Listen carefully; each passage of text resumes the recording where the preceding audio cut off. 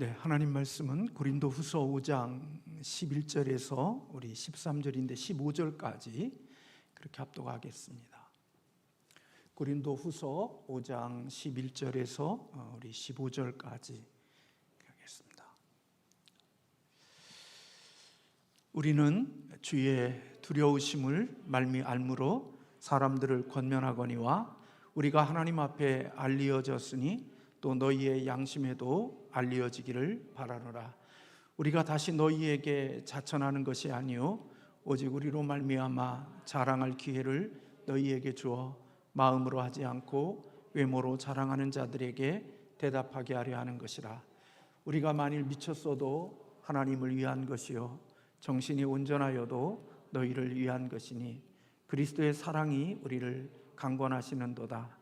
우리가 생각하건대 한 사람이 모든 사람을 대신하여 죽었은즉 모든 사람이 죽은 것이 아니라 그가 모든 사람을 대신하여 죽으심은 살아있는 자들로 하여금 다시는 그들 자신을 위하여 살지 않고 오직 그들을 대신하여 죽었다가 다시 살아나신 이를 위하여 살게 하려 함이라. 아멘. 네, 내가 살아가는 삶의 이유, 내 삶의 목적, 이라는 제목으로 같이 함께 하나님의 말씀을 나누고자 합니다. 우리는 인생을 살면서 이 질문에 대한 정확한 답을 찾아가야 되고 또 그리고 그 답에 의하여서 내 삶을 이끌어가야 될 책임이 있는 사람들이다, 그렇게 말씀드릴 수 있습니다. 그 질문은 내가 왜 사는가? 당신은 왜 삽니까? 라는 이 질문에 대한 올바른 답을 찾아야 되고 그리고 그 찾은 답에 대한 실천과 순종이 우리에게 있어야 한다 하는 생각을 하게 됩니다. 여러분들은 누군가가 여러분들에게, 저와 여러분에게 오늘 당신이 살아가는 이유가 무엇입니까? 그렇게 질문한다고 하면 여러분들은 그 질문에 대하여 어떤 답을 내놓으시겠습니까? 오늘 그 질문 앞에서 우리는 하나님 앞에 그 답을 내놓아야 될, 그리고 답을 달아야 될 그러한 책임이 있다. 우리가 성도로서, 하나님의 자녀로서 그런 생각을 하게 됩니다. 대부분 이 땅을 사는 사람들에게 당신이 왜 삽니까? 그러면 잘 살기 위해서 살죠. 행복하기 위해서 살죠. 그것이 이 땅을 살아가는 이유이고 또 목적일 때들이 참 많습니다. 즐겁고 행복하고 또 자기 만족을 위해서 살아가는 것이 내가 이 땅에 사는 이유요 목적이라고 답을 하게 되어집니다. 그런데 오늘 본문의 주인공인 바울에게는 당신이 왜 삽니까? 라는 삶의 이유에 대해서 자기 행복이나 자기 만족, 자기 기쁨, 이런 것들이 자기가 사는 이유가 아니라고 그렇게 말씀하고 있습니다. 자기 만족과 자기 행복과 자기 기쁨은 어떤 의미에서 보면 이기적인 삶을 살아가는 사람들, 우리 모두에게 있는 답이지만 사도 바울은 그런 삶이 아닌 자신이 삶을 살아가는 이유는, 목적은 이기적인 삶이 아닌, 자기 중심적인 삶이 아닌 이타적인 삶을 사는 것이 우리의 삶의 목적이다, 자신의 삶의 목적이라고 그렇게 밝히고 있습니다. 요즘 제가 살면서 이렇게 좀 많이 생각하고 또 이렇게 제 자신이 좀 머무르면서 좀 묵상하는 시간들을 보내면서 깨닫는 것 중에 한 가지가 있었습니다. 그것은 인생을 살아가면서 참 불행한 것은 자기 자신을 위해서 누군가가 희생했던 사람들이 있다는 사실을, 그런 사람을 만난 적이 없는 사람, 누군가에게 이용만 당하고 누군가에 의하여 피해를 입은 그런 삶을 살았지, 누군가가 나를 위해서 희생하거나 누군가가 나를 위해서 살아온 사람이 있다라는 인식을, 그런 사람을 만난 적이 없거나 또 그런 사람을 만났음에도 불구하고 그것을 느끼지 못하고 살아가는 사람, 이런 사람은 참 안타까운 일이고 불행한 사람이다라는 생각이 들었습니다. 내가 인생을 살면서 나를 위해서 누군가가 희생해주고 누군가가 나를 위해서 도와준 사람을 한 번도 만나거나 경험해보지 못했던 사람, 그리고 내가 그런 사람을 만났고 경험했음에도 불구하고 내 스스로 누군가가 나를 위해서 그렇게 살아준 적이 없다고 생각하고 살아가는 사람, 그 사람은 참 불행할 것 같다 하는 생각이 들었습니다. 아니, 불행한 것보다는 참 그 마음을 제가 들어가 보진 못했지만 참 그 마음이 어둠일 것이고 캄캄한 터널과 같은 그런 마음일 거라는 생각이 들었습니다. 반대로 인생을 살면서 누군가가 자신을 위해서 희생해 준 사람이 있음을 깨닫고 살아가는 사람, 누군가가 나를 위해서 희생하고 누군가가 나를 위해서 자신의 귀중한 것들을 허비하고 낭비한 사람이 있다라는 인식을 가지고 살아가는 사람, 그 사람은 참 그 마음에는 빛이 있을 것 같고 또 그 사람은 행복한 삶을 살아가는 사람일 것이다 라는 생각을 해보았습니다.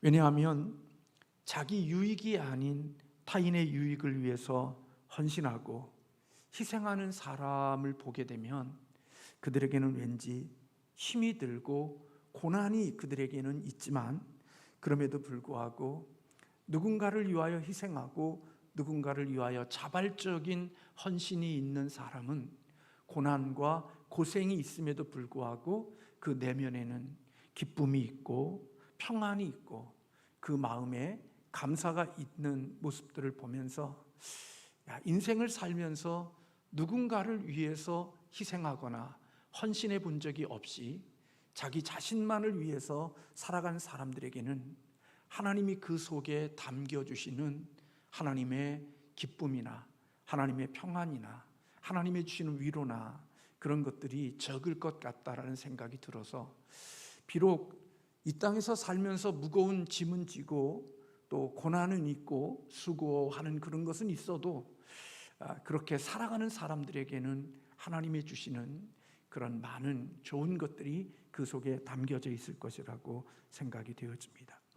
오늘 본문 13절에서 사도 바울은 그런 고백을 합니다. 우리가 만일 미쳤어도 하나님을 위한 것이고 만일 정신이 온전하여도 너희를 위한 것이다 라고 이야기합니다. 자신이 미쳤다는 소리를 들을 때, 그 미쳤다는 소리를 들을 때 그 미쳤다는 소리를 듣는 그것이 하나님을 위한 것이고, 또 내가 정신이 온전하다는 소리를 듣는다면 그것은 너희를 위한 것이다 라고 바울은 고린도 교인들에게 이야기하고 있습니다. 바울이 왜 미쳤다는 소리를 들었을까요? 그것은 예수 믿지 않는 사람들이 바울을 놓고 보면 그들은 미친 사람처럼 보여졌기 때문에 그렇습니다.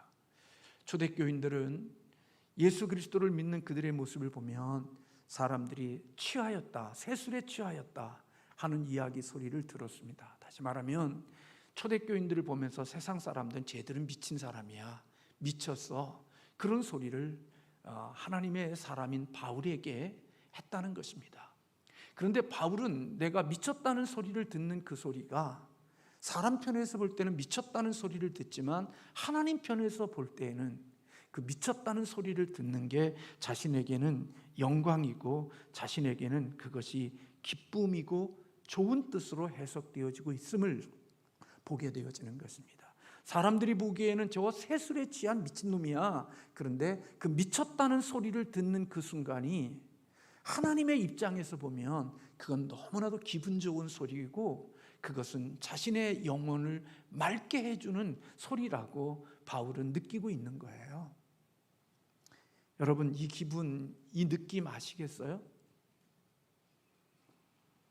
불신자들은 신자들의 삶, 특별히 성령에 충만한 삶을 살아가는 사람들을 보고 저들은 세술에 취했고 미친 자들이라고 이야기하고 비방하고 비웃었지만, 그러나 하나님의 입장에서 보면 하나님의 나라와 하나님의 영광을 위하여 살아가는 그들의 삶은 하나님 편에서 보면 굉장히 유쾌하고 즐거운 그런 소리였다는 거죠.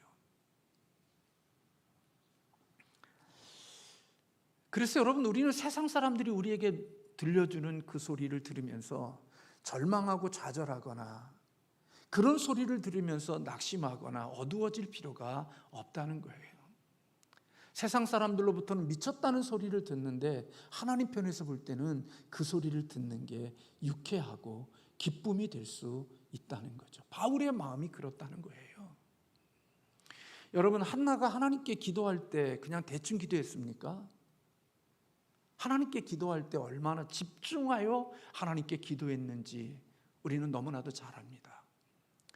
영적으로 약간 어두웠던 엘리 제사장의 눈에 보면 한나의 기도하는 모습이 마치 뭐처럼 보였느냐? 술 취한 여인의 주정벌이처럼 느껴질 정도로 한나는 그렇게 기도했습니다. 사람의 눈에 보면 술 취한 여인이 주정벌이 하는 것처럼 그렇게 하나님 앞에 기도하는 모습인데, 한나의 입장에서 하나님을 만나고 하나님께 집중하는 모습은 마치 술 취한 여인처럼 보였지만 하나님 앞에는 집중력과 하나님께 간절한 마음으로 기도하는 그런, 하나님께는 너무나도 향기롭고 하나님께서 보시기에는 아름다운 여인의 기도로 보였다는 겁니다. 그러니까 우리가 인생을 살아가면서 세상 사람들이 만들어주는 소리, 세상 사람들이 들려주는 소리를 들으면서 우리는 웃을 수 있어야 된다는 거예요. 왜요? 그것이 바울의 중심 속에는 세상 사람들이 나를 미쳤다고 하는데 내가 그 미쳤다는 소리를 들었을 때 나는 그것이 하나님을 위하여 살아갈 때, 그 하나님을 위하여 살아가는 삶 속에서 듣는 소리가 미쳤다는 소리를 들었을 때 바울의 마음에는 희열을 느꼈다는 거예요. 유쾌해졌다는 거예요. 그것이 좌절이고 절망이고 내가 이런 소리 들었어 하고 낙심한 게 아니라 하나님의 영광을 위하여 그런 소리를 들었을 때 바울의 입장에서 볼 때는 그것은 괜찮은 소리였다라고 바울은 오늘 본문에서 고백하고 있는 거죠. 오늘 저와 여러분들, 쟤는 예수에 미쳤어, 저 사람은 예수 때문에 미친 사람이야, 만약에 그게 정말 하나님의 영광과 하나님이 기뻐하시는 일을 위하여 예수 생명이 없는 사람들이 그런 소리를 했을 때 그런 소리를 듣는 것은 바울의 입장에서 볼 때는 그는 괜찮은 소리였다고 바울은 말하고 있는 거예요. 그리고 내가 정신이 온전하다고 하면 그것은 너희를 위한 것이라고 말하고 있는 거지요. 여러분, 살아가면서 우리가 느끼지만 어떤 의미에서 모든 것을 다 적용할 수는 없지만 어떤 의미에서는 세상의 똑똑함만을 가지고는 신앙생활을 할 수가 없잖아요. 세상의 똑똑함은 세상의 똑똑함으로 끝날 수 있지, 하나님이 우리에게 주신 인생의 문제를 돌파하는 것은 세상의 똑똑함으로써 돌파하는 게 아니라 때로는 바울과 같이 하나님 앞에 미친 소리를 듣는 사람들이 삶의 문제를 돌파하더라고요. 똑똑함으로 있는 사람은 항상 재걸음을 하고 있지, 하나님 앞에서 미쳤다고 하는 소리를 듣는 사람들이 인생의 영적인 장애물과 영적인 장벽을 만났을 때 그 장벽을 뚫고 나가는 사람은 세상에 똑똑한 사람이 아니라 세상 사람들이 볼 때는 미친 사람처럼 여기는 하나님의 영광을 위해서 살아가는 사람들이 그 삶의 문제를 돌파하고 그것을 지나가는 사람이 되더라고요. 오늘 오전에도 우리가 함께 말씀을 나눴습니다마는 제가 사역했던 계도의 신흥에 있는 마을도 그 60가구에 있는 초대 그 교회를 개척한 목사님은 그 마을에 들어가서 교회를 개척하면서 교회를 세울 때 사람들이 와서 교회를 세우는 그곳에다가 똥바가지 붓고 예배 못 드리게 하기 위해서 얼마나 많은 일들을 통해서 그 교회가 세워졌고, 제가 그 교회에 갔을 때는 그래도 그 지역의 나름대로 교회가 안정되게 세워질 수 있었고, 그래도 교역자들을 그래도 나름대로 보면 인사라도 하는 그런 마을이 되어질 수 있었던 것은, 처음에 똑똑한 사람이 거기에 갔다면 결코 그런 일들을 하지 않으려지만 하나님 앞에 미친 사람처럼 보이는 그 사람이 똥바가지 속에서도 여전히 그곳에서 신앙의 뿌리를 내리고 교회를 세워서 그곳에 지금 교회를 세워가는 사람이 되어졌어요. 얼마 전에 소리를 들으니까 그분에게 제가 20년이 넘었는데도 20년이 뭐예요? 20몇 년이 넘었는데도 제가 한 번도 거기를 가지를 않았어요. 거기 권사님과 장로님이 한 번씩 들리라고 그래도 제가 그 목회자의 모습 때문에 최소한 내가 10년은 내가 사역했던 그곳에는 안 가는 게 유익이라고 생각하고 제가 가지 않았는데, 그렇게 미루다가 보니까 이제는 한 20몇 년이 넘고 이제 한 30년이 다 돼가는 것 같아요. 얼마 전에 집사님이 전화를 해서 목사님 계셨던 그런 분들이 다 돌아가셨다고. 근데 교회가 어떠냐니까 많은 부흥을 거뒀다고 하시더라고요.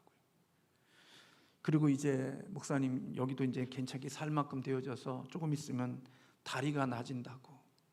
그래서 땅값이 옛날에 10,000원 하던 게 이제는 100만 원 된다고. 좋은 땅 그러더라고요. 제가 그랬어요. 나 그때 거기다 집 한 채 사놓고 올 걸. 똑똑하면요 못합니다. 똑똑한 사람은 못합니다. 미친 사람이 그 일을 합니다. 근데 하나님께서 보실 때 미친 사람을 하나님께서는 귀하게 여기는 거죠. 사도 바울이 그랬다는 겁니다.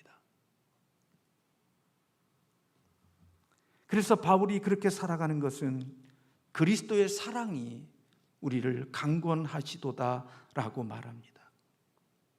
그렇게 살아가는 이유가 그리스도의 사랑이 나를 붙잡고 있고 그리스도의 사랑이 나를 지배하고 있기 때문에 내가 그와 같은 삶을 산다라고 그렇게 말씀하고 있습니다.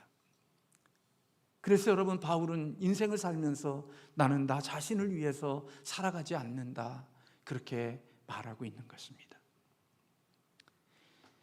예수 그리스도 한 분이 모든 사람의 죄를 대신하여 죽었고 그 죽음 안에서 우리 모두가 죽었기에 이제는 예수 그리스도 안에서 죽은 자들은 이제는 살아서 자기를 위하여 사는 것이 아니라 다시 살아나신 이를 위하여 사는 것이다, 그렇게 말하고 있는 것입니다. 15절의 말씀에 14절에 그리스도의 사랑이 우리를 강권하시도다.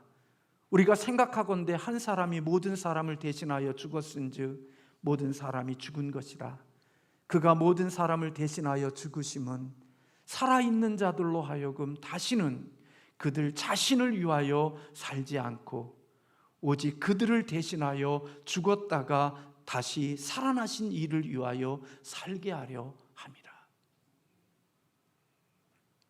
구원받은 바울이 자신이 살아가는 삶의 이유와 삶의 목적을 오늘 본문에서 밝힐 뿐만 아니라 제가 말씀드렸지만 갈라디아서 2장에서도 그렇고 성경의 바울 서신에 보면 이러한 원리를 많은 부분들 속에서 강조하고 있고 밝히고 있는 것을 보게 됩니다.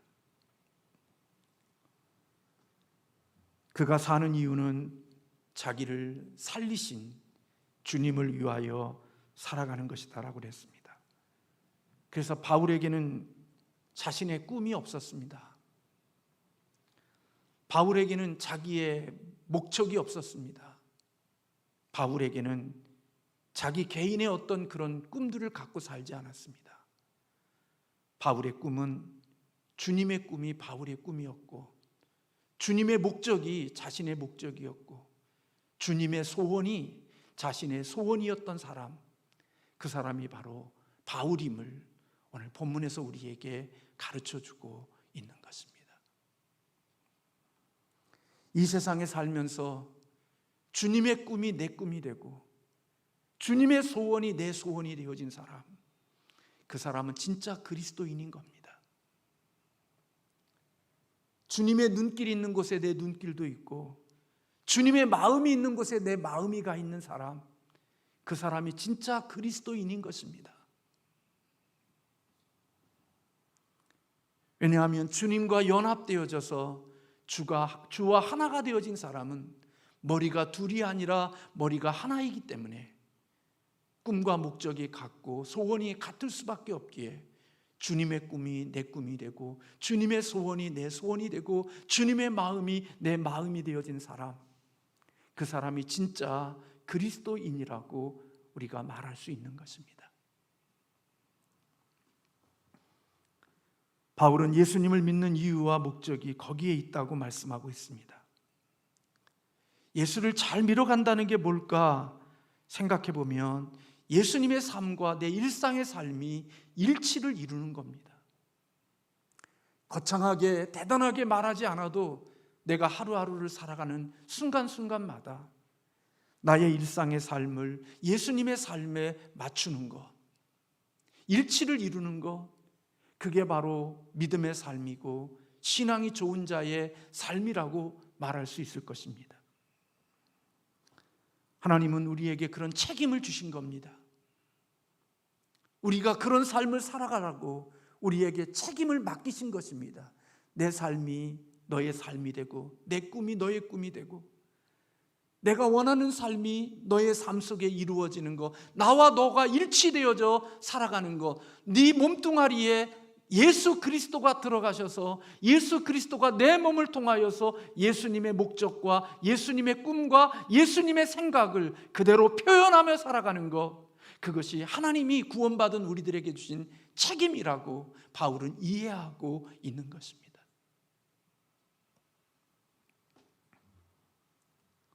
그런데 저를 포함하여 많은 사람들이 이런 살아가야 될 책임에 대한 인식을 많이 무시하고 살아가는 경향이 우리에게 있을 수 있다는 생각이 듭니다.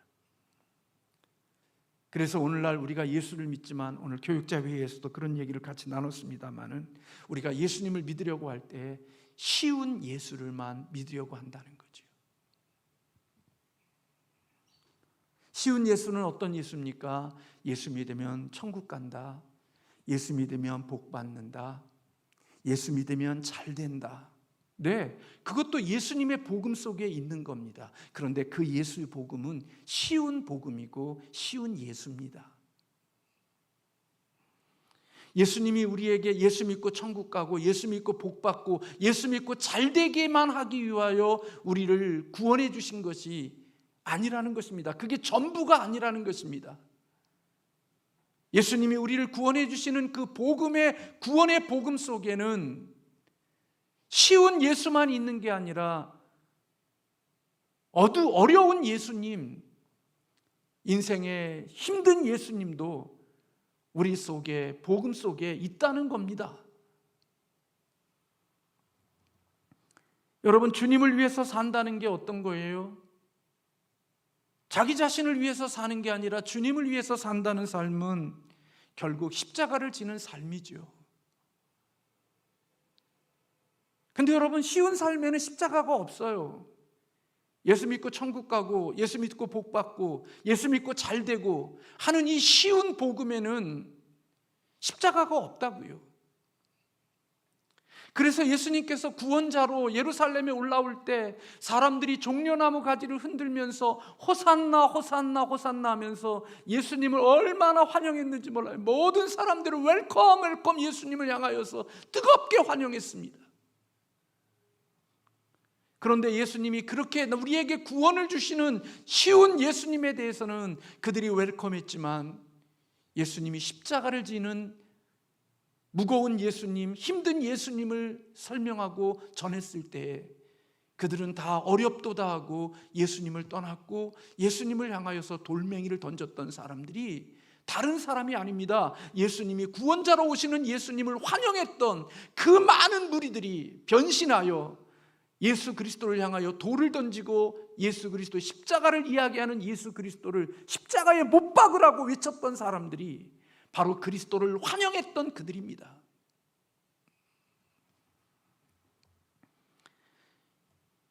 예수 그리스도를 믿는 삶은 저나 여러분이나 이렇게 쉬운 예수만을 따라가려고 하면 우리는 주님이 원하시는 삶을 살아가기가 쉽지 않습니다. 한 가지 예를 들면 용서하는 것도 그렇습니다. 쉬운 예수님에게는 용서가 없습니다. 예수 믿고 천국 가는데 무슨 용서가 필요해요? 근데 여러분, 예수님의 진짜 복음 속에는 용서가 필요합니다. 근데 여러분 살아가면서 보세요. 우리가 예수 그리스도를 믿지만 용서하려고 합니까? 근데 예수님은 내가 너희를 용서한 것처럼 너희도 용서하라고 그러잖아요. 근데 용서가 왜 어려워요? 용서가 어려운 것은요, 저 사람이 나에게 잘못했는데 저 사람이 잘못한 대가를 저 사람에게 돌리는 게 아니라 내가 짊어지는 거예요. 그래서 여러분 용서가 어려워요. 저 사람이 잘못했으니까 저 사람한테 그냥 대가를 돌려버리고 나면 괜찮은데, 용서는 그 대가를 저 사람이 치르게 하는 게 아니라 내가 그 대가를 치르는 거예요. 내가 손해본 것을 내가 또 갚는 거예요. 그러니까 여러분 이게 얼마나 어려워요. 그렇지 않아요? 제가 설교하고 있지만요, 어려워요. 내가 돈 빌려줬는데 받지 못했는데, 그래서 내가 다른 사람에게 돈을 빌려가지고 저 사람한테 돈을 빌려줬는데 저 사람이 나에게 안 갚아. 근데 이 사람이 갚아야 될 것을 내가 갚아. 그리고 이 사람이 그런 일이 없었던 것으로 여기고 살아. 여러분 이게 얼마나 어렵고 힘든 거예요. 쉬운 예수에는 이런 법이 없어요. 그냥 예수 믿고 천국 가면 돼요. 예수 믿고 복 받으면 돼요. 근데 예수님을 믿는 것 속에는 이런 삶이 있다고요. 근데 이런 삶이 결국은 자기 중심적인 삶이 아닌 하나님이 이웃을 사랑하는 삶이고, 하나님이 주신 그 영광을 위해서 살아가는 삶이라고 성경은 말씀하고 있는 거죠. 그래서 여러분 예수 그리스도에게는 십자가가 있는 거예요. 그 책을 제가 읽으면서 깨닫는 것 중에 한 가지가, 하나님의 사랑을 자꾸 사람들은 할아버지가 손자를 사랑하는 인자한 사랑으로만 하나님의 사랑을 이해한다는 거예요. 그래서 할아버지 막 수염 잡아도 아무런 까딱하지 않고, 할아버지를 뺨을 때려도 인자한 모습으로 가만히 있는 그런 인자하신 하나님의 사랑을 그렇게 이해하는 사람들이 있는데, 하나님의 사랑은 그런 사랑이 아니라는 거예요. 하나님의 사랑은 거친 사랑이라는 거예요. 그래서 하나님의 사랑은 우리를 찌르고, 우리를 흔들고, 우리를 밀고, 그래서 우리가 갈 수 없는 그곳으로 가게 하는, 밀어서 가게 하는 사랑이 하나님의 사랑이라는 거예요. 근데 여러분 내가 가고 싶지 않고 갈 수 없는 그곳에 하나님께서 하나님의 사랑으로 찌르고 밀고 집어넣어서 그곳에서 십자가의 사랑으로 그 일을 감당했을 때, 놀랍게도 하나님께서는 그 속에 풍성하고 그 속에 충만한 것으로 하나님이 그 삶을 채우신다는 거예요. 그런 선전이 이 설교를 준비하면서 그런 선전이 좀 기억이 나는데 잘 희미해요. 맛을 보고 맛을 하니 샘표 간장, 간장 샘표 간장, 맛을 보고 맛을 하니 샘표 간장. 지금도 샘표 간장 있나요? 네, 예전에 기억에 맛을 보고 맛을 하니 샘표 간장 그런 선전구가 떠오르더라고요. 신앙은요, 지성으로 살아가는 사람은 하나님의 풍성함과 부요함을 몰라요. 신앙은요, 하나님의 맛을 봐야 되는 거예요. 하나님을 맛을 보지 못하고 지성으로 아는 사람들은 하나님이 얼마나 풍성한 분인지, 하나님이 얼마나 풍요로운 분이신지를 경험 못해요. 그래서 여러분 하나님의 맛을 보고 맛을 아는 사람들은 주님을 위해서 그 맛이 어떤 맛인 줄 알기 때문에 십자가를 진 데다가 또 십자가를 져보고 그런 삶의 자리로 나아갈 수 있는 이유는 바로 그것이 지식이 아닌 삶으로 경험되어진 하나님의 믿음이기 때문에 그게 가능하다는 생각을 참 많이 요즘 하게 되는 거예요. 저 사람은 어떻게 저렇게 살아가나? 하나님의 맛을 봤구나. 하나님이 어떤 분이신지 경험했구나. 지식으로만이 아는 하나님이 아니라 삶으로 하나님을 경험하고 하나님을 맛보았구나.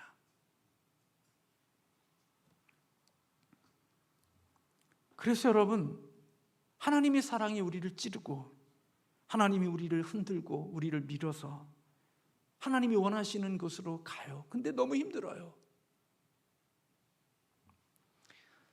그래서요, 우리가 그 일을 할 수 없으니까 하나님이 우리에게, 오늘 제가 교육자 회의하면서도 하나님이 우리의 마음에 소원을 주시고 그 소원을 행할 수 있도록 하시는 분이 하나님이시라는 거예요.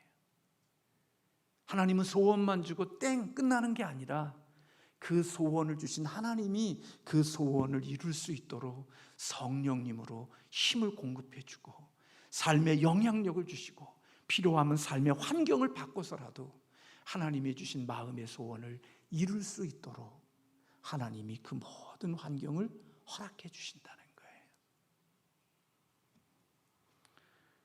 그러니까 여러분, 평생 자기 한 사람의 행복을 위해서 살아온 사람은 하나님이 도울 일이 없죠.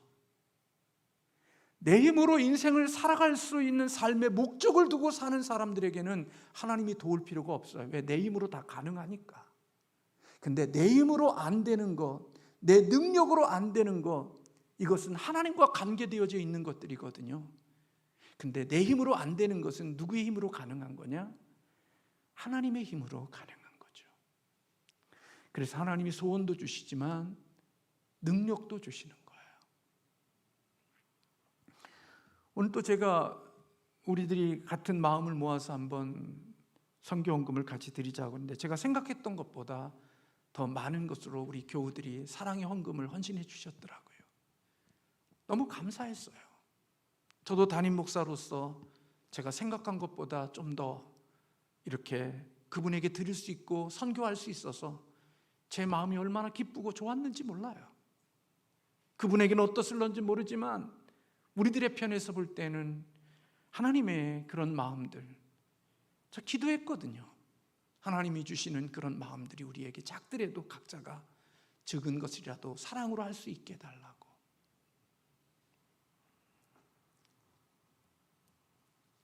그래서 그걸 느끼는 거예요. 서론적으로 누군가를 희생해 본 적이 없고 누군가를 위해서 자기를 포기하고 누군가를 위해서 자기를 들여본 적이 없는 사람의 삶은 세상에 많은 것을 가지고 재밌고 흥미롭게 인생을 살더라도 하나님이 주시는 하늘의 그 기쁘고 풍성하고 넉넉함을 모르겠구나. 그래서 참 옹색하고 참 옹졸하고 초라하고 마음에 부요함이 없는 삶으로 살지만 하나님이 주시는 마음으로 누군가를 위하여서 작은 것이라도 희생하고 헌신하고 하나님의 영광을 위하여 미친 자가 되어지고 누군가를 위하여 온전한 자가 되어진 자의 삶은 수고의 짐이 있고 무거운 짐이 있더라도 하나님께서 그 삶에 풍성함으로 담아놓으시는 하나님의 축복이 있겠구나 하는 생각을 하는 거예요. 그래도 제가 그런 부분에 대한 말씀을 권면하도 우리의 마음이 그런 마음을 받아들일 생각하지 않죠. 정확합니다. 우리 진짜 저 자신도 계산기 따라서 삽니다. 정말 우리 그렇게 정말 똑똑하더라고요. 저도 똑똑하고 우리 모두 그렇게 똑똑하더라고요. 정말 계산기를 두드리며 인생을 살더라고요. 우리의 삶 속에 하나님이 개입하시고 하나님의 역사하신 그 부분이 있어야 내 똑똑함을 넘어 내 잘남을 넘어 하나님의 부요하심을 경험하는데 우리는 나의 똑똑함과 나의 잘남에서 빠지더라고요. 근데 바울은 자기의 잘남과 똑똑함에서 끝난 게 아니라 하나님의 똑똑함과 하나님의 부요함의 자리로 나갔던 거죠. 그래서 하나님의 부요함을 경험했고 미친 소리를 들었지만 하나님께서 보실 때에는 그 누구도 경험할 수 없고 맛볼 수 없는 풍성한 인생의 삶을 살아가는 복 있는 자가 되어진 것을 보게 됩니다. 저와 여러분에게 그런 하나님의 주신 부유함이나 풍부함을 맛보고 세상 사람들이 미쳤다고 그러는데 내 속에서는 하나님의 주시는 평화와 기쁨과 감사와 그리고 찬송이 흘러나올 수 있는 그런 복 있는 저와 여러분이 되기를, 그런 인생들이 되기를 주님의 이름으로 축원합니다. 기도하겠습니다.